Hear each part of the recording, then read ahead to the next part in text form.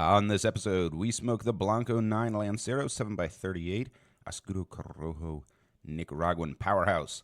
I'm Johnny Midas, and you're listening to Burn Line Podcast. Burn Line Podcast. The burn line on a well-crafted cigar is straight and sharp as a razor, much like our wit and wisdom. And welcome, everybody, to Burn Line Podcast, coming to you not live from the Hot Box, the smoky back room where deals are struck and fortunes are made, adjacent to the Blanco Cigar Lounge, nestled among the complex of rooms that comprises Union Cigar, Hanover, Pennsylvania, USA, the only Blanco Cigar Lounge in North America. I'm your host, Johnny Midas, joined by your other host, Nick the Brick McCann. Nick, how are we doing this morning? Hey, I'm good. All right. Well, we have got a pretty cool cigar, and we're going to jump right in. This is the Blanco 9 Lancero, and man, I don't really want to dig into that controversy because I know Lanceros, man, everybody's got a fucking opinion.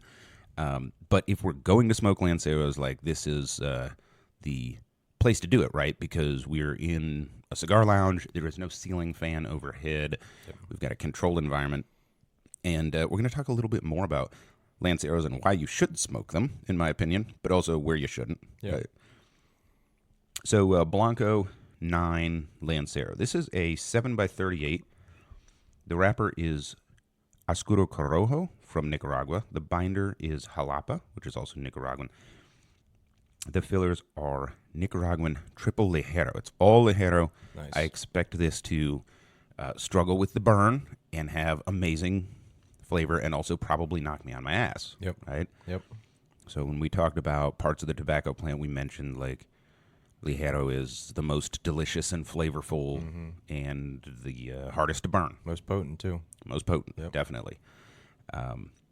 So this could be super interesting. Like, this is Yeah. a really interesting cocktail, and we'll talk more about where it came from and stuff like that. This Lancero, which is a standard 7x38 Lancero size, retails for $11.25 here at Union Cigar, Hanover. A box of 30 will set you back $303.75, which is just about $10 a stick. So pretty good deal for a cigar that burns over 2 hours for most people. Mm-hmm. So Lancero, if you're not familiar, right, if you're not a regular Lancero smoker, it's a narrow ring gauge, and a lot of people associate that with like burning more quickly. Yep. Which is kind of not the case. It can be. It can be. Yeah. You have to adjust. The Numero Uno, for example. Oh, man. Jeez. Phenomenal, long smoking cigar, right? Wow. This is another one where, you know, if you know how you're crafting the Lancero, it's not just going to get consumed, right? Right. Also, we can talk about the difference between air volume versus air velocity. You know, Boyle's mean gas laws and all the science that goes into cross-section of a cigar. I think I got a D in physics in high school, so. All right. Well, I got a perfect score in graduate requirements exam, GRE, on math and science because that's just how my brain is wired. So you can do the cigar side and I'll do the math side, and it'll all work out in the wash, right? All right. Why don't you talk to us a little bit about the presentation? We talk about that on this podcast. Love the art of the cigar industry. And I'm going to go find an ashtray because it looks like... yeah, I don't have all my shit together this morning. Dang. Quite a bender last night. All right, whatever. Yeah. Let me go find my hangover glasses and the ashtray while you talk to us about this presentation. Okie dokie. Well, this cigar is dark, but not like super, super dark. I mean, there's a lot of Oscuros that I think that we see that get real dark, real oily. But this one is not. This one is not that. This one is light as far as Oscuro goes. There's a difference between John and I's cigar in wrapper color right now. His is a lot darker than mine. The band, I don't know, man. There's a whole lot going on the band. A whole lot. Well, let's not move on from the wrapper too fast, right? Because I wanted I wanted to comment on that a little bit. So, Whatever. first of all, it's Corojo, and if you're familiar, Corojo is not as dark as some other tobacco varietals. It's on the lighter side. And then, Wait. yeah, go ahead. You can ferment a Corojo to be very dark. Sure, you can. You can ferment anything. Yes. With time, attention, temperature. Right. And you can dye it too, and some people do. All But right. Please, man. but I want to be fair, right? It is a lighter leaf, like in the field, than some other varietals, and it's a historically common Cuban leaf. We talked about that a little bit last week, which of course Cubans are known for, like their natural color. They don't make dark cigars, right? So this is advertised as an oscuro. The difference between Maduro and Oscuro is not well understood. Technically, Maduro, which means ripe, for whatever reason, is fermented. And then Oscuro is sometimes called double Maduro. That's more of a branding thing. Yeah. And it's cooked longer, right? It's like fermented longer, Right. or the longest. Typically, though, the way that I've seen it used, Oscuro refers to color, and Maduro refers to like the process. Yeah. When companies use this on their cigars, that's often how they use them, because otherwise, like, what's the point, right? What's the point? So a lot of companies, when they're advertising Oscuro for the wrapper, what they mean is this is a dark cigar. There's something going on here, because your stick is, that's 3 shades lighter. Yeah. Yeah. This is Dramatically different. Yeah. I would call mine very light Maduro. Not Like even, a Colorado Maduro. Yeah. Not even. I wouldn't even say Oscuro Maduro. Or Yeah, you wouldn't call that a Maduro if you saw it on the shelf. If this was based on It was based on color. visual, right? Right. Mine, I think, is right in the Maduro range. It's not really comparable with the darkness I've seen on other Oscuros. Yeah. So there's a little variance going on there in the wrapper color, but it should be, kind of delicious. Now, It's going to be very delicious. we will know that shortly. Yeah. If we would shut the fuck up and actually light the cigar. All right. So shut up, John. why don't we why don't we get these clipped, and then we can talk more about the presentation after it's in my mouth. As usual, we remind you to clip that cigar with authority. No limp-wristed cutting along.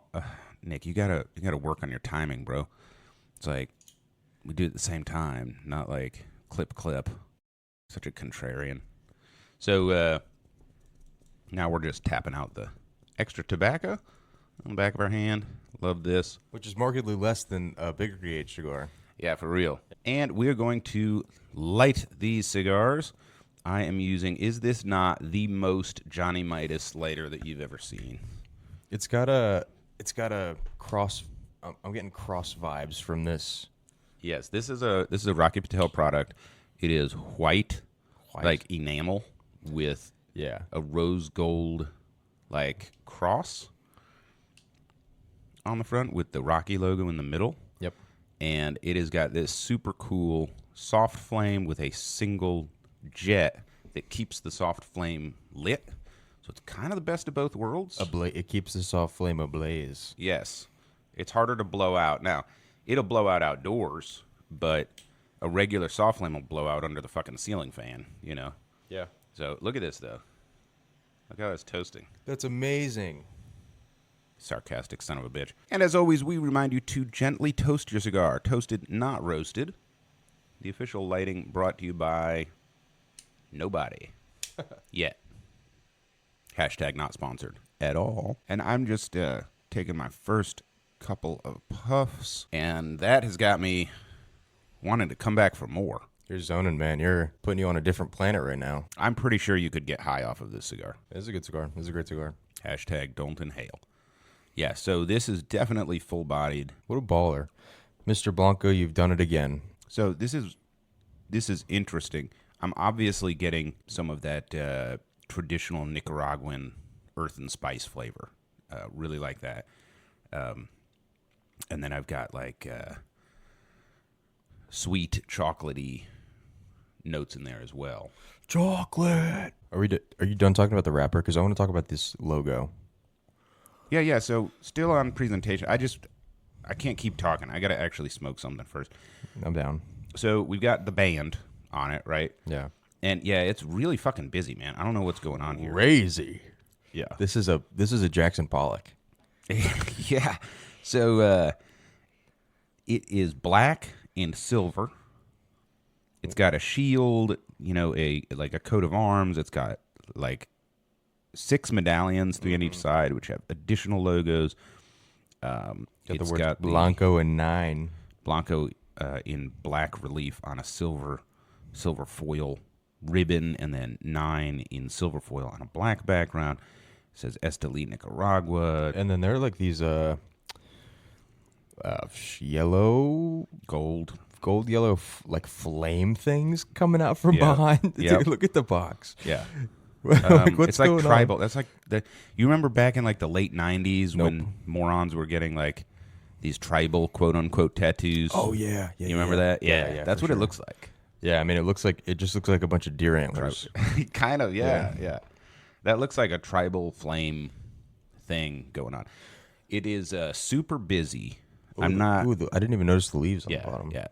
There's black leaves that are outlined in silver foil, and that's included on the band as well. To me, this is way too busy, and it also reminds me of a Carreras band. Oh. So I kind of don't like both of Oh, like Devil's Hand Maduro, the one that I smoked. If you look at their bands, they're really busy like this, right? So I would, if I were a graphic designer, I would clean this up, get it a little more sophisticated. The box is, I call these a press box, but it's kind of your standard where they have a thin layer of wood wrapped in paper all the way around with a flip top. The hinge is the paper, right? Pretty common, particularly on, volume cigars or discount cigars. It is black paper with a silver filigree border all the way around with a big Blanco logo that's kind of unique to the Blanco 9. Yep. Right? The Blanco 9 logo on the front. I mean, big. And then you flip it open, and it's the same thing on the inside. I think I kind of like the presentation. It carries through from the cigar to the box. Yeah. I think that I would tone it down a bit. There's just way too much going on for me. If I know, so first of all, I think Dave Blanco, I think one of the reasons he made boxes like this is to keep the cost down. Oh yeah, which is awesome. Yep. Because this is a very affordable cigar with a lot of high priming tobacco in it. Oh yeah, very well. 11.25 is we'll rate it later, but for any Lancero, that's a great price for a Lancero. Great price, and then we're talking about the ligero in it, etc. But if I also know Dave Blanco, which I vaguely know Dave Blanco, he would be able to tell us about every minute detail in this design. I'm sure everything has a reason. It does. Yeah, it's amazing. I mean, he explained one of the Primos band, the Primos Estate band to me the other night. And I can tell you the story off air when we smoke it, maybe. But we're gonna smoke that one too. Yeah, but it's incredible. Every thought went into every centimeter of design. That's where the marketing team comes in to say, that's an awesome story, bro, but it ain't going on your box. So we are, I don't know, what am I, a quarter of an inch in? Tell me about your flavor. So this, I always get from the wrapper a little bit of baking spice and sweetness, like cinnamon sweetness. Yeah. But there's like less of a cinnamon twinge to it. It's not really I would describe it as like when grandma's baking cookies or gingerbread houses for Christmas. When we're making a gingerbread house for Christmas, like those kinds of spices, right, in the air, like that smell. Yeah. Right? Yeah, I'm with you. There's definitely like a kind of ginger component in there too, which is, I think, that sweet, not cinnamon you're talking about. I would kind of peg ginger, sort of. Yeah, this cigar tastes like ginger ale. God, my post production edits are gonna suck this week. Yeah, I think that I always get kind of that flavor that you just described from the wrapper, and then the ligero leaf, it just gives it body. You know, it just This is very full bodied. it makes it less. Like the smoke itself is creamy. It can be creamy, but it makes the flavor essence less creamy, and it makes the flavor essence more Robust. Yeah, spicy. Yeah, like it's Yeah. just thick. Like Yeah, the, right. the flavor is like thick. Yeah. If I can use that word. Yep, coats the palate, lingers. Yeah, it's good. Yep. So we've got Corojo wrapper. The binder is Jalapa, Nicaraguan. Jalapa is kind of a sweeter, smoother than Esteli tobacco. So I think it's a good pairing because like in Oscuro, which is, super aged Corojo, and Corojo is already like a sweet, mild tobacco. It kind of goes from that to a little bit heavier, but, like a medium with the Jalapa. And then the fillers are triple ligero. Right. So it's like punchy, wrapped in a little bit milder, wrapped in a little bit milder than that. Yeah. The filler is punchy. Yeah, The binder's a little more mild than the filler, and then the wrapper's even a little more mild than the. Yeah. But then they like saturated it because it's an Oscuro Corojo. Yeah. Like, when you through that fermentation and aging process, it's basically the saturation of flavor gets maximized. Oh yeah. So Sugars rise to the surface of Right. the wrapper. Yeah, absolutely, 100%. So it kind of all comes together to make this super full-bodied experience, and it's also, I think, full strength. So I would call this this is a full cigar. So this is Dave's favorite cigar, and I said that the other day when he was in here for a cut and light with us, and Dave said, "Oh, I don't like to say this is my favorite cigar because people will only buy this," and I mean I think that it's very indicative if the master blender of a wide portfolio kind of has his favorite, because he even admitted like you're not supposed to have your favorite, like it's like having your favorite child. Right. But he like will not disagree that this is his favorite cigar out of his portfolio, and I think like I said that's like he's the one that made all of them, and so this is the favorite one that he made. And of course, everyone's palate is different. For me, I buy a lot of Maduro cigars. Like, picked up a few yesterday. I had an Aging Room Cuatro Nicaragua in there. Had the Las Calaveras 2023 in there, which we smoked last week, right? But I've said, like, as I've smoked my way around the humidor for the last 2 decades, my default is still like that Cuban-esque experience, light, floral, aromatic, Yeah. but full-bodied. Right. So everybody's palate is going to be different, and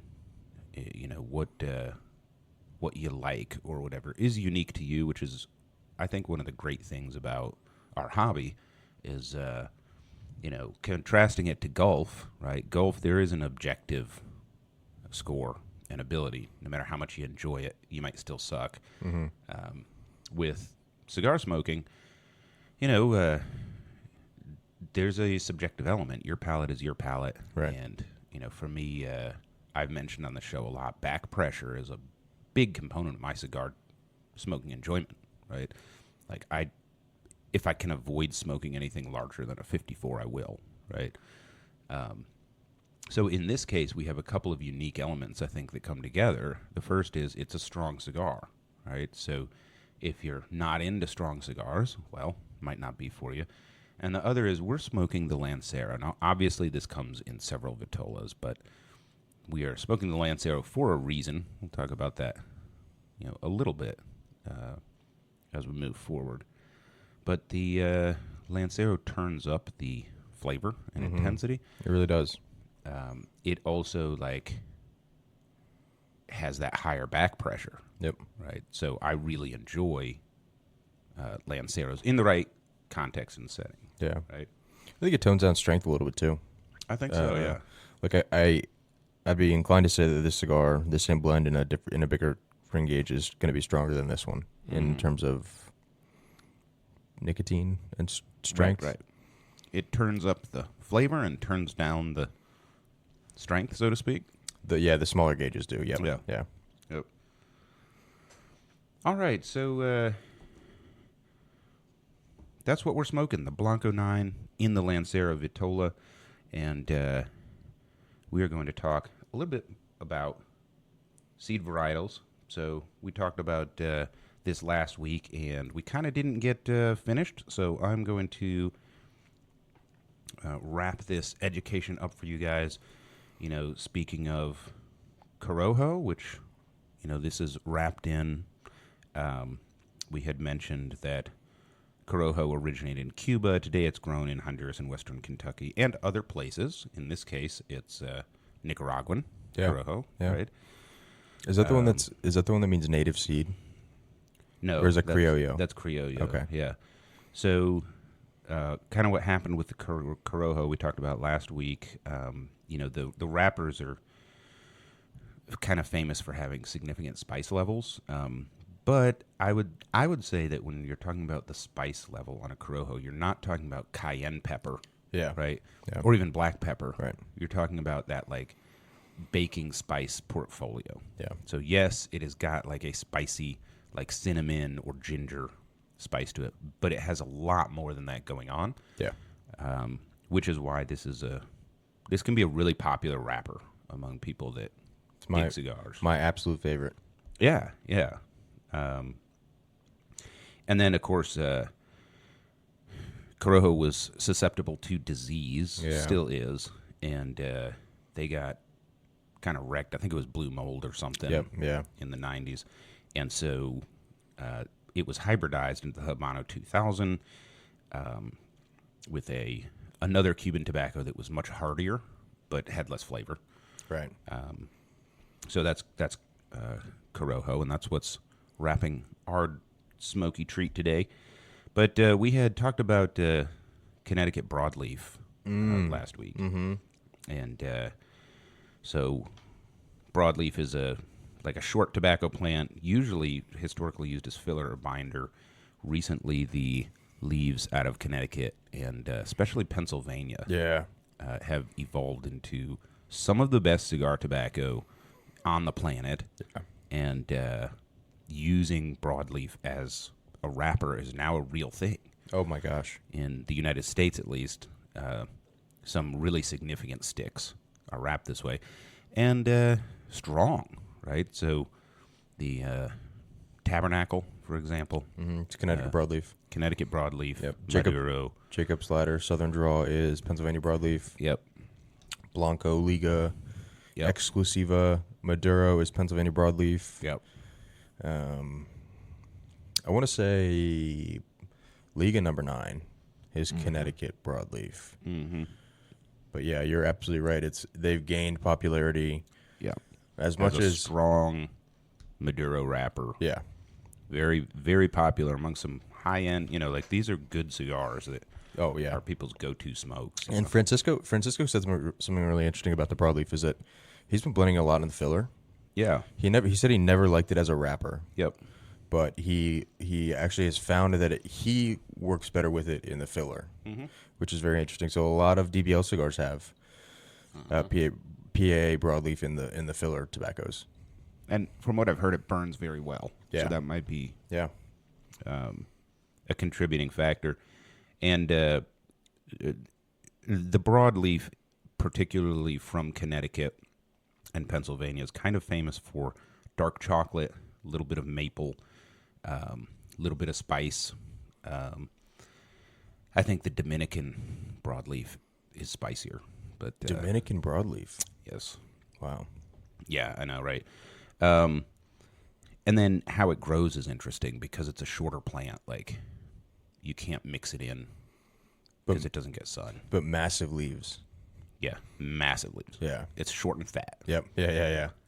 Yep. Facts. Okay, so what's the difference between that and Connecticut shade, right? Oh. So, this is... Okay. So, believe it or not, Connecticut shade tobacco is a different varietal from Connecticut broadleaf. I believe that. Yeah.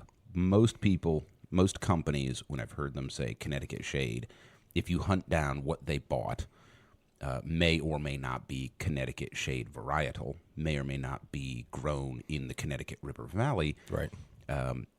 is grown under shade. Connecticut broadleaf grown under shade versus Connecticut shade tobacco. Oh my gosh. Right? Yes. As usual in the cigar industry, it gets complicated.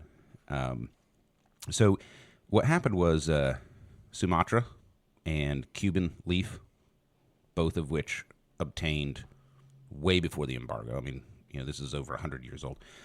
They were hybridized. That is the Connecticut shade tobacco, and it looks different. So if you see them growing, it is tall, right, as opposed to the broadleaf, which is short. But they look different in the ground. They look different in the ground. Yeah. The plants look different. Yeah. And that's why I mentioned, because Connecticut broadleaf is, with its well-earned name, broadleaf. Right. They're huge.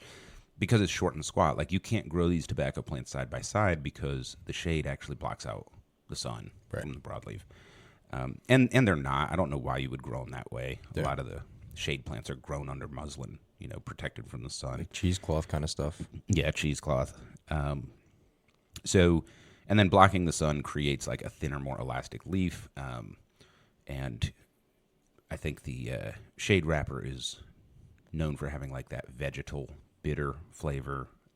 It's milder. Ashton Cabinet is a great cigar. Oh yeah. Right, that has a Connecticut shade wrapper, and it uses actual Connecticut shade varietal.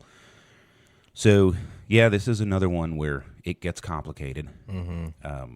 Most of the cigars I see that say Connecticut shade are not necessarily Connecticut shade varietal. It's just talking about the color of the yeah. Connecticut shade typically and generally means Connecticut describes the color, and then shade describes the method in which it was grown. Yes. Right. So it's a Connecticut colored shade grown wrapper. Yeah. From right. When you look at the details, they're grown in the Dominican Republic. Yeah, grown in Ecuador. Right. So, technically that can't be true. Right? Yeah. But that's just the nature of the industry. Yeah. Right? Yeah. And while we're on the topic, we're smoking a Oscuro. Right? Yeah. Same thing. The Partagas that they advertise as Oscuro. Or the extra Oscuro. Yeah, it's fucking black. They're talking about the color, or they're trying to match the color with the description. Yeah. Right? Yeah. So it's pretty common in the industry to sort of orient your marketing around what customers are looking for instead of here are the very scientifically precise categories that we use, because cigars are from Mesoamerica, not from Germany. If cigars were German, it would be this is X478M, which means that it's this varietal grown in this region. Yeah. As they're smoking the Nine. You're right. Yeah, Art, that just reminded me of something. So the Three Kingdoms by Stolen Throne. Mm-hmm. Familiar? Yep. On the same page? Yep. That is a Oscuro. Mm-hmm. That's described as a Oscuro. Mm-hmm. It's the same color as a cigar. Mm-hmm. Bizarre. Real bizarre stuff. Mm-hmm. It's also his second, Lee Marsh's second darkest cigar. Yep. The Crook of the Crown Is darker. Mexican San Andreas is much darker. And part of that is because it's Mexican San Andreas. Right. San Andres gets very dark when you ferment it. San Andy. Saint Andy. But On the other hand, yeah. Corojo does not. Yeah. Which is why I mentioned it in the beginning. Right. If you ferment them for the same amount of time, Yeah. they're going to be many shades different. Yep. Probably 3 shades different. Yeah. Real bizarre. Yep. Horticulture. Horticulture. It's wow, what a beast. It's a science. All right. Did we talk about Camaroon tobacco last time? Mm-mm. Okay, so Camaroon, you'll see that. I know a lot of guys in the industry that really like Camaroon wrappers. Camaroon's another funny one. Camaroon's Another real funny. one. Yeah. Ha ha ha. I'm not laughing. Camaroon is I'm gonna steal your thunder. Go. Camaroon describes the seed varietal of which originated in the African country of Cameroon. Mm-hmm. But Cameroon doesn't necessarily mean that it was grown in Africa. Right. So nowadays we have South American country X Camaroon instead of African Camaroon. So when it says African Camaroon, it's original seed ish, original country. Yep. But if it just says Cameroon, there's a chance that it's an Ecuador Cameroon, it's a Honduran Cameroon. Right.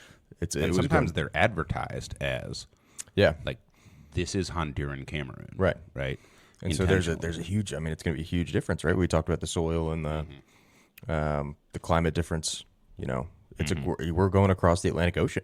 I think that for me, the major flavor contributor to Cameroon is actually the climate and the biome, not the seed, right? So if you smoke an African Cameroon and a non-African Cameroon, obviously with the blend, it's going to be super difficult to pick out the differences, but they're always different, right? African Cameroon, by the way, I think somewhere around half of the African Cameroon tobacco is actually grown in Central African Republic. Oh, really? Yeah, well, it's the lines on the map thing, and they change from time to time. They change. Right? Well, in Africa, they change. I think more frequently than definitely. And if you look at the biome, if you look at the land, it doesn't change because there's a line on the map. It's kind of like if you're in New Mexico and you cross the border, into Mexico, there's no difference. It's just a GPS signal. There's no difference between 30 yards in that direction and 30 yards in this direction. Right, exactly. But interesting, and it does affect the industry because like your import-export laws and stuff like that. Right. Of course, African Cameroon is kind of famous for the butter, pepper, leather trifecta. I think the Fuente Don Carlos is kind of a top-notch Cameroon. Don Carlos, Hemingway's short stories. The Don Carlos. Yeah, but they also put the wrapper on the Hemingway, the short stories. I don't know. I should probably smoke more Fuentes. Also, the Oliva Serie G Cameroon. Yeah. Particularly the smaller one. Yeah. Very good. Yeah, that's awesome. Cigar. Okay, so while we're on the topic, this is not a seed varietal, but rosado, which means rosy, right? Mm-hmm. Basically, so it's not very common. Has a red kind of sheen to it. I'm thinking of the Nico Puro Rosado is an example. La Palina has one. Yep. Rosado leaf was, originally Cuban, like a lot of cigar tobacco varietals in Cuba. But the one thing that I couldn't really find on Rosado is Rosado like a seed varietal? And what I came up with was not really. Yeah. But a lot of different types of tobacco have been selectively bred. Yeah. To make for the better color versions. Yeah. Of Okay. Rosado. I gotcha. So unlike Corojo or Carrillo or Connecticut broadleaf, this isn't an established plant, but over time, several different types of tobacco in Cuba, mostly what we would call, native seed, right? Criollo was just selectively bred until they had some reddish strains. Yeah, I guess Rosado you could say is more of a trait than yeah. a seed varietal. Yeah. Now, if you're the people that are doing the plant, if you're the farmers, it's a varietal because in your seed cabinet you have got these are the Rosado seeds. Right. We're gonna grow this specifically for with the result of knowing this color. Yeah. Yeah, absolutely. And I think I do it sometimes, whether it be correctly or incorrectly, have described, I've probably, on the show described non-Rosado wrappers as Rosado just because of it kind of reminds me of like a clay. Yeah, like red clay. Yeah. That kind of color where it's very earth tones. It's still like it's hidden in a brown wrapper, but there's like little red. Yeah. And when I say red, I'm not talking fire truck red, right? This is like right. very dull red. Mm-hmm. But yeah, Rosado's awesome. Fuente too has a Rosado sun-grown cigar, and that's very popular. I think one of the one of my favorite that I smoked that I don't think is available anymore. Maybe on the secondary market, but the La Aroma Noblesse. Oh yeah, that one was really good. Nice. That had a rosado wrapper. So those are our seed varietals. There's more. Like we could probably come up with a whole other episode of varietals, but I think we covered the kind of the major ones that you'll hear about. We talked last week about Piloto, Olor, Corojo, Criollo, Habano 2000. Yeah. The broadleaf versus the Connecticut shade. Yep. Sumatra, Camaroon.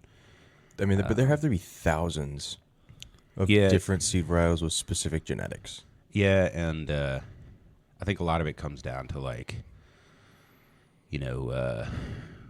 marketing. Yeah. Like some of that's just not relevant to us as a consumer. For sure. Right. Yeah.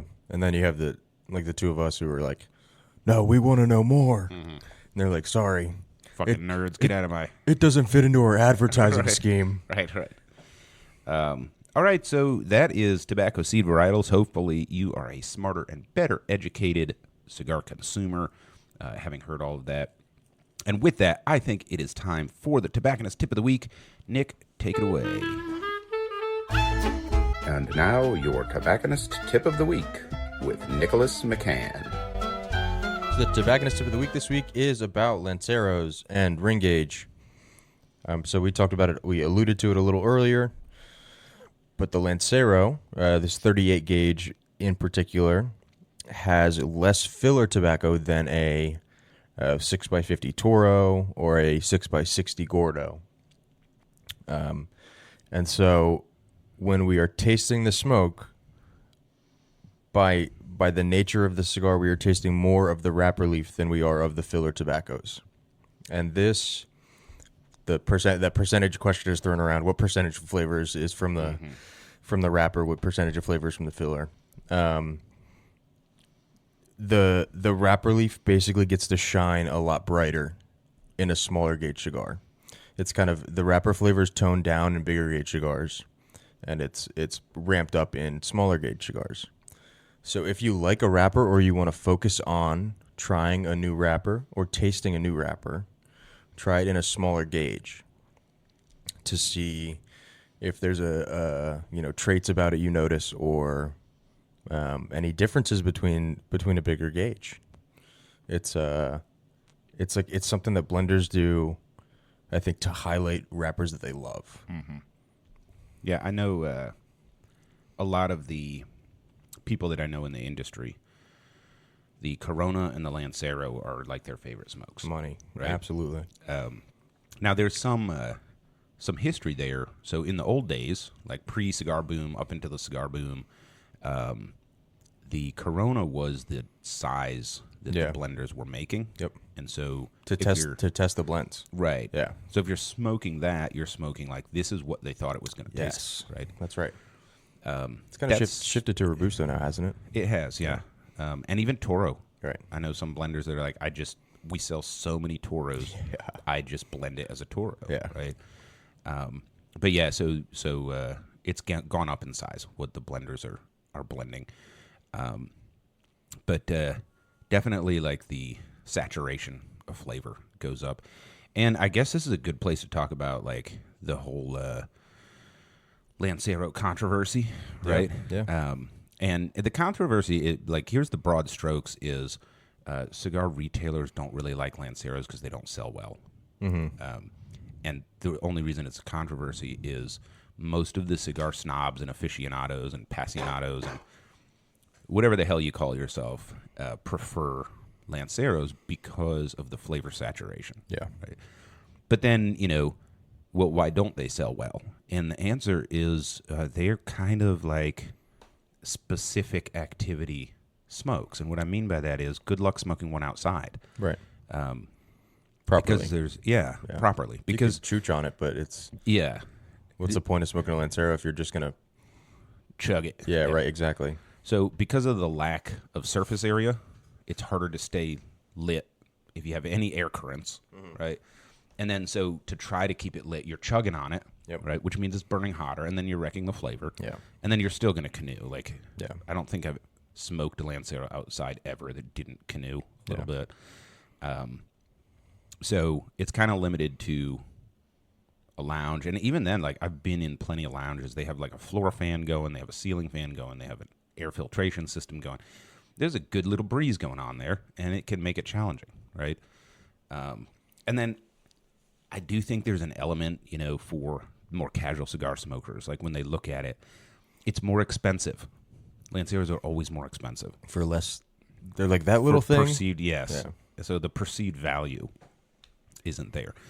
Now, that's probably not fair because we're, 40 minutes into this thing and I'm not even halfway done, right? Yeah, right. This will smoke for 2 hours.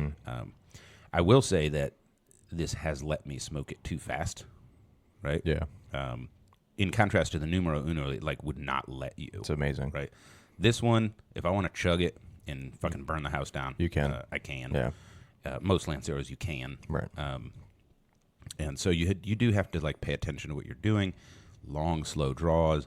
And I think there's a payoff there. It's just a lot of guys want to get something to light up, yak about whatever in the lounge and just enjoy a cigar. And a Lancero takes a little bit more attention.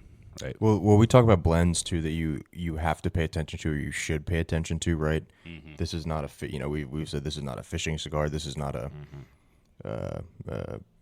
whatever cigar, grilling cigar. You don't put this in your mouth. Yeah. But this is a size that you have to pay attention to. Right. Not just a specific blend of the Lancero, but generally the entirety of the size is one that should be treated kind of as one of those things that is a controlled environment setting smoke cigar. And I kind of look at Lanceros as a treat cigar. Okay, long week at the office, I'm going to take an hour to meditate with a cigar, right? Okay, that's when you see me with my AirPod Pros in that have noise canceling, and I'm sitting in the corner of the lounge. Mm-hmm. That's what I'm doing. It's like I'm enjoying the cigar, I'm tasting it, and I'm taking mental notes for the future and decompressing. Yep. I think it's a great choice for that sort of thing. I think it's a terrible choice for fishing, outdoor activities, anything where you're doing something else. Yeah, golfing, terrible. Even just in the lounge having a conversation, it can go out. Yeah. You got to rotate it so that it doesn't burn unevenly, that sort of thing.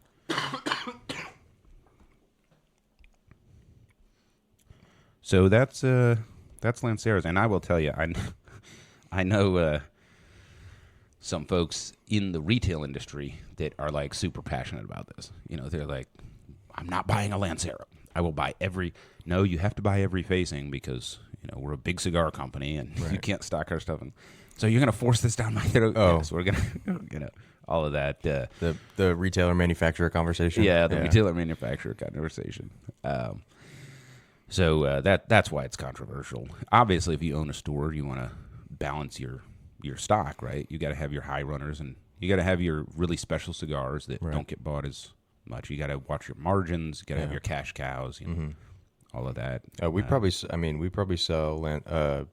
660s 20-1 compared to Lanceros. Oh yeah. I mean, it's just, and that's the opposite of me. Like, if I had to choose, I will choose a Lancero over a Gordo any day, right? For a lot of different reasons. But it has the right back pressure and the right flavor, right? It just might be harder to keep lit. Gordo, you can do anything with that cigar. It's just going to smolder, Yeah. You can golf, you can whatever. Put your Corvette top down. Yeah, totally. Yeah, don't ever, ever, ever try to smoke a Lancero while you're driving your car. Right. Unless you have all the windows rolled up and you're fucking hotboxing it. Because, it'll just go out. You're like, I'm going to gently tap the ash out. There goes half the cigar. Just sucked out the window. Mm-hmm. That's awesome. All right, so let's talk a little bit about Oscuro because this is an Oscuro Maduro wrapper on here. So when you're reading about Maduro versus Oscuro, it's hard to get good information here because, as usual with language, words mean how we use them, right? You can't go to a dictionary. That's called the etymological fallacy, right? For example, thick, Oh, right? with how many C's? Exactly, right? Like, so if you hear somebody say that, it can mean a totally different thing. Oh, yeah. Particularly when you talk about like niche or pop culture, and cigar is a subculture. It's vernacular. Right? Yes. Common tongue. Right. So Maduro in Spanish means ripe, but all the fucking tobacco leaves are ripe when they become right. Maduro has to do with the fermentation process. Yeah. Right? Oscuro means darkness. Right. Well, historically, Oscuro is a dark wrapper, but it actually refers to the fermentation process and being fermented even longer than Maduro, right? So when we talk about Oscuro, right, it's not a type of tobacco. It's a method where we basically let the leaves grow darker, right? So this is where it's confusing because, as we mentioned, this cigar, I think, as well as Stolen Thrones, like their Oscuro's not as dark as some other cigars they have. But in the industry, historically, Oscuro has referred to color, right, more than anything else. Even, there's a couple of Oscuros I'm aware of, won't call them out on air, but they use artificial means to make the leaves darker. Yeah. As opposed to the extended fermentation They use process. AI. They use AI. Chat GPT darkens the wrappers. Right. So, however, because Oscuro refers to color, it's usually more common to use Connecticut broadleaf, San Andres, Marafina, Arapiraca. Yep. All of those are naturally dark tobacco leaves already. Yep. They're also more robust. Like, The broadleafs. yeah, like you can ferment the hell out of those and have a higher temperature compared to some other. They stay intact. They're still malleable and rollable. And the higher temperature results in a darker color. Yep. Right. And so you might have known also Nicaraguan Habano Yeah. is used for Oscuro a lot. But you may have noticed that this is Corojo, which is, I think, the main reason for the lighter color. That's the reason why it's not that dark. Right. It could be fermented that have that extra fermentation, Right. but still not get that dark. And I think, from what I'm tasting on the stick, this has been fermented quite a while. Oh, Right. yeah. It's This got is well aged. Yes. Yeah. Well cooked. Thick, for sure. robust, saturated, Absolutely. full flavor. Yeah. Because you get that ammonia taste for something that maybe needs to cure a little more, ferment a little more. Obviously, by the time it's on the cigar and you're smoking it, or even by the time it's on the cigar, right, there's no going back. So I think a lot of these blenders have to make sure that, yes, this batch of leaves is absolutely ready. Because once we take this from the pilon or from the aging room, there's no, that's it. It's done. Yeah. Right. It's kind of like when you bottle the whiskey. Yeah. Once you bottle it, it's done. Right. Nothing's changed. Right. Unlike wine, but cigars closer to whiskey. Like Yeah. once it's Yeah, I mean, once it's in the finished product, it's done. The flavor will, with the age, the flavor will change a little bit. The tobaccos will mix together, but there's no, Further darkening. fermentation. Yeah, there's no darkening of the leaves. There's no, the chemical changes slow down to a crawl. Additionally, when we buy cigars and age them, the biggest difference you'll see is in cigars that weren't fermented or aged as much. Yeah. Right. They still have some off gassing. Right. Some ammonia and stuff that does break down over time. Yep. So you'll see some changes there, but it's not like wine as a product where you have to be careful because you can also ruin it. Yeah. Right. Well, I think like 5 or 10 days in a pilon at 117 degrees versus 5 to 10 days in your humidor. Like the changes that it's going to undergo in the pilon is thousands Dramatic. and thousands. Yeah. Versus the humidors. 5 to 10 days, you won't notice a difference. Exactly. You're talking months. Right. Right. 3 months minimum probably to even tell a difference. Yep. For me, I found that 6 months is really the minimum aging in my humidor to Everything before that's resting. right. Yeah. To where I'm like, this tastes different, right, when I smoke them side by side. But during the fermentation process, basically the Oscuro leaves are usually left for a shorter time and at a lower temperature than typical Maduro. Really? Yeah, and then you put them in bales or barrels for further aging. Right? Oh. So it's during the aging that they acquire their dark color, usually going from dark brown to like black. Yeah. Right. And that's kind of the goal. So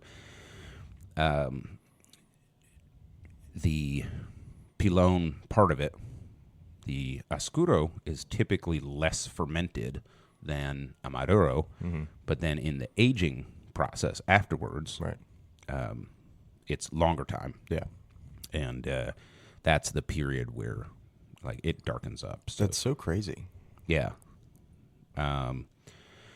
So let's see. I think. Oh, you remember the Mi Amor, like the La Roma de Cuba? yeah, like Yeah. the when it first came out. Yeah. Like that was an Oscuro. Yep. Right. Yeah. They use San Andres for that, I think. Yes. Yeah. Yep. Kind of typical. If you're going to go for that dark color, you might as well start with a tobacco that gets dark. Right. Right. Yeah, yeah, yeah. So that's a little bit about Oscuro versus Maduro. I think the big picture is most companies use Oscuro to mean it's dark, but this cigar, you mentioned the Stolen Thrones, a few others, like they went through the process of the extra barrel aging or bale aging, but they didn't get black because of the leaf that they used, The seed varietal. the seed Yeah. varietal, right? So, I mean, yeah, Blanco, the company, gave himself Red Stolen Throne, that Three Kingdoms. They could have left the word Oscuro out of the name of the cigar. Yeah, I think so. Nobody would have batted an eye. Yeah, I don't think. yeah, I think so. I think that using the Oscuro title to refer to the color is a little bit of a disservice to cigar smokers, because I'm aware of cigars marketed as Oscuro, Right. and from what I understand, they may or may not have gone through the extra aging process, but they were dyed, right? Yeah. Yeah. So, as a consumer, like when I see Oscuro on a box, it doesn't mean much to me. Yeah. And I hate to say it, but I could say the same thing about Maduro. Like, Yeah. there's plenty of Maduro cigars, and you smoke them, and you're like, dude, I can taste that spice in the first third that's going to turn into ammonia later. It has its own unique sort of spicy flavor, Yeah. kind of like a spicy lemon. Spicy lemon. Spicy lemon. So I think, this is an area where I think the industry can do a little bit better. We were joking about like getting the godfathers of cigars together to come up with like, a standard for everybody. Yeah, I need a Bible. Yeah. Yeah. Like, I want answers to all my questions. Like you can't market it as Oscuro unless it was cooked for this long at this temperature and then aged for this long. Yeah. Something like that. Yeah. Same thing with Maduro. Right. Yeah, or we call these seed varietals that can't get that dark. We call them a different name, but they undergo the same process, but it's just not as dark. Or maybe we just use Negro or something for dark cigars. Right, black. Just call it black. Yeah. As opposed to confusing that with a process. Right. Right. And then obviously, like, I would prefer the Blanco 9, right? Kappa is Corojo Oscuro, right? But I want to hear Corojo Seco Oscuro, Corojo Ligero Oscuro, Oh yeah, yeah. right? Yeah. Yeah. I want primings and I want details, man. Yeah. So, but here's the flip side to what we were just talking about, which is when I look at this cigar and I look at the color and they're calling it Oscuro, I know they're referring to the aging process, Yes. right? Because it's not a black They're cigar. not talking about the color. They're not talking about the color. Yeah, I'm looking at it right now. And smoking it, dead nuts, man. They absolutely age this tobacco. You can taste it. For sure. A very high quality. For sure. High quality blend. So why don't we jump on some cigar news of the week, and then we'll go ahead and rank this Blanco 9 Lancero 7x38. Nick, what have you got on the news front? So, first one, most recent piece of news is that the you-know-who administration is not going to prevent the FDA from banning flavored cigars or menthol cigarettes. Which is basically a way of saying, like, the government's aligned, right? Because the FDA head is appointed by the White House with a mandate for protecting consumers. I hate to say it, the FDA doesn't do that anymore. You know, this isn't a political show, but we've evolved since FDR. Yeah. And they work for the drug companies. But anyway, so I would fully expect any administration to say, basically all they're saying is, we back your play. You know, whatever you want to do, we're going to back your play. And that's a good thing. Right. So kind of non-controversial take there. It's not, but we also can't, like, this administration is not going to swoop in and save us if the FDA takes drastic action. Right.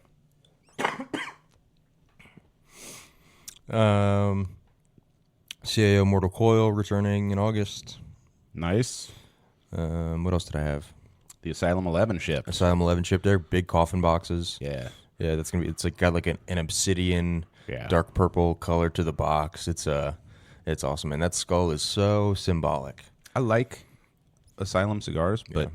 man, most of them are just priced out of my price range. Sure. Yeah. Like I smoked one of those sensoriums the other day. You liked it though. I did like it, Yeah. and it was also in a unique vitola. So I'm like, well, then I know the Wait, was that $50? yeah, Oh my god, like $50 for that cigar. Jeez. So I'm the guy that will buy one. Yeah. You know, if it's attractive to me. I can't imagine a lot of consumers are lining up to buy that product, but I mean, they're good cigars. They're just not that good for the price point for a lot of folks. Yeah. So. But the Asylum 11 looks pretty cool. Yeah. Gotta admit. It does. They're good with their packaging. We should do a show where we do a cigar logo quiz. Where we do, you know how they do like you put like the Adidas logo, but you take out the word Adidas, Right. and you got to guess the logo. We should Yep. do that. I'm thinking about that skull, the Asylum skull. Oh yeah, and of course the last bit of news: UPS and Teamsters. Teamster, reached a that's deal. right. Yeah. So whether you guys are mail order, and you get cigars online from big box stores, or you get it from your local brick and mortar. This is a good bit of news because UPS delivers a vast majority of cigars to both retailers and direct to consumers.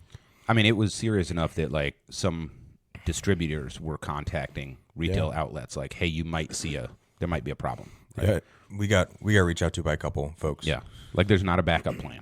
Right. You know, UPS is it. So awesome. Well, kind of typical slow summer news. You got like the trade show, and a lot of the news comes out there, and then There's a it's lull. there's a lull. So we're in post trade show lull. Mm-hmm. And with that, it is time to rate our Blanco 9 Lancero. This cigar retails here at Union Cigar Hanover for $11.25. The wrapper is Oscuro Corojo Nicaraguan. The binder is Jalapa Nicaraguan. And the fillers are triple ligero Nicaraguan. Full body, full strength. Really enjoying this cigar. And a couple of tasting notes before we dive right into the rating. It hasn't changed too much. I think the strength has picked up now that I'm in the middle of the cigar, or maybe it's just catching up to me. Yeah. But this is definitely like a, be in your safe space smoking it cigar, because I can see it knocking you on your ass pretty fast. Yeah, I think so too. I want to try this in a bigger ring gauge and see how vicious it is. That JT Limitada that we were talking about earlier. Yeah, 6x58. Yeah. That one's a killer. Ass kicker. Yeah. So let's start with presentation. Nick, what are your thoughts on the presentation of this Blanco 9? I love Lanceros. It was I guess we didn't talk about the qualities of the wrapper leaf. Mm-hmm. Not too veiny, a little bit waxy. Kind of is what the wrapper looked like. But the band just is a lot going on. The cigar looks good, but the branding and the band, I think, are what give it a 7 for me. 7 for Nick on presentation. And I would echo that. I think the logo on the box is busy. I think the logo on the band is busy. I think the band is busy. As far as like if you take all of that off and just look at the cigar, I don't think there's anything special about the presentation. You know, the leaf is kind of just there. Yeah. It's got medium veins. There's no tooth to it. It's not really oily. It's more waxy. Yep. So I've got a 6 for presentation and that comes out to a 7. We don't do decimals. And how about price at $11.25 for this standard 7x38 Lancero? Really good price for. I think this is a really good price for a Lancero, especially like I talked about the higher priming tobaccos in it. Mm-hmm. The extra time that it took. Yep. But because time is money, and so the extra Oscuro time that it took. I mean, yeah, I have to give this an 8 for price. So Nick's got an 8 for price. I've got a 9 for price on this one. $11.25 for a Lancero is a damn good price. It's just hard to find a Lancero at that price. But also, like, this is a lot of expensive tobacco in this, and it's a good smoke, right? Now, when we talk about price, it's a value equation, Right. as well as, like, total price. So, this is coming in at the price of a normal, like, Toro, even Robusto nowadays. Like, cigar prices have gone up. Yep. You can grab a New World or something like that for $11.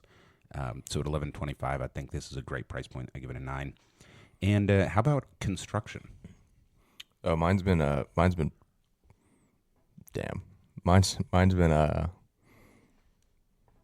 perfect, I think.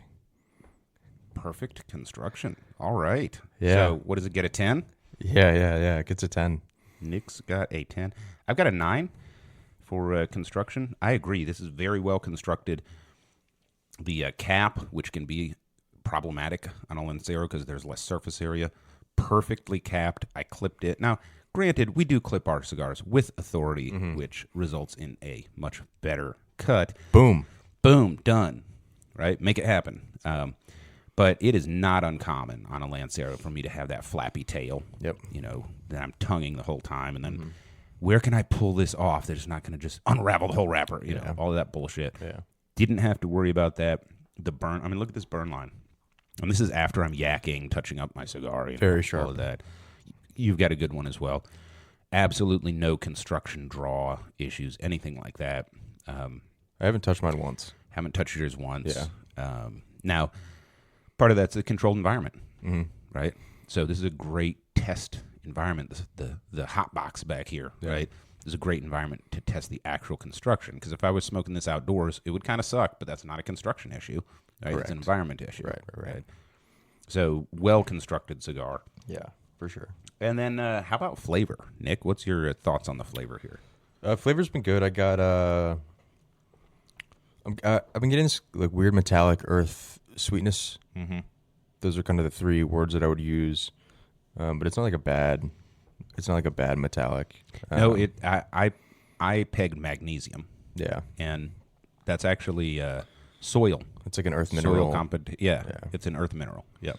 It's got an earth mineral-y flavor to it, and I think earth mineral sounds better than magnesium, so we're going to go with that earth one. mineral. Yeah. This is the nutrients of the soil. Mm-hmm. The flavor's been good. I have had these in the past where they've been a little sweeter and a little darker. Mm-hmm. I think I prefer that flavor to the one that I'm getting now. Mm-hmm. Nonetheless, I still enjoy this flavor, and it's not offensive. So I'll give this one an 8 for flavor. 8 for flavor from Nick. I also gave it an 8. I agree. Like the tasting components here, really the way that they come together, you get this strong feeling that this was grown in the ground. Like this is an earthy product where like you feel kind of connected to the soil and the growing process and everything. Really cool. A lot of cigars try to refine that out, and make it more of a specific tasting consumer product. Yeah. And this almost feels to me like, back in the day, when the conquistadors were coming over, and this is what they would be smoking, right? Right. So I like that. So 8 there as well. And then how about overall experience? Our most subjective, but possibly most important element of ranking these cigars. Nick, what was your experience with this Blanco 9 Lancero? Generally, I'm a fan of this cigar. I honestly don't have a whole lot to say. I give it an 8. The branding is a mystery to me. I think obviously if like Dave was sitting here, right, he would absolutely be able to shed some light on kind of what was going on here. And I don't think it's a detriment to the cigar. I do think the band looks cheap, though. I'll be honest with you. Yeah. I don't think it rises to the occasion here. Yeah, I mean this is an excellent cigar. Yeah. If I would put this up against any fine Lancero out there. Yeah. So 8 for experience from Nick. I've got an 8 for experience as well. Really good experience on this cigar. You know, it's flavorful. It burned well and smoked well. It's a Lancero. If you're into that, I think it gives you some extra points. If you're not, I think it takes away points, right? For me, I like them. So, you know, it's an 8. And that gives us a total score of 19, 26, 34, 42 for this Blanco 9 Lancero. That's a pretty high score. We haven't had too many in the 40s. I want to smoke one next week that we're going to rank in the 20s. Do you sell cigars that you would rank in the 20, Nick? Don't say it on air. Don't say it on air. We'll have to go down to redacted somewhere else. Redacted. We'll go to redacted and smoke one of theirs. Yeah. All right.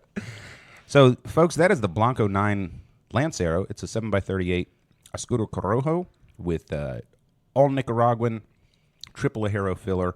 Came in at a 42. Thank you, as always, for joining us on Burnline Podcast. We hope to see you again next week.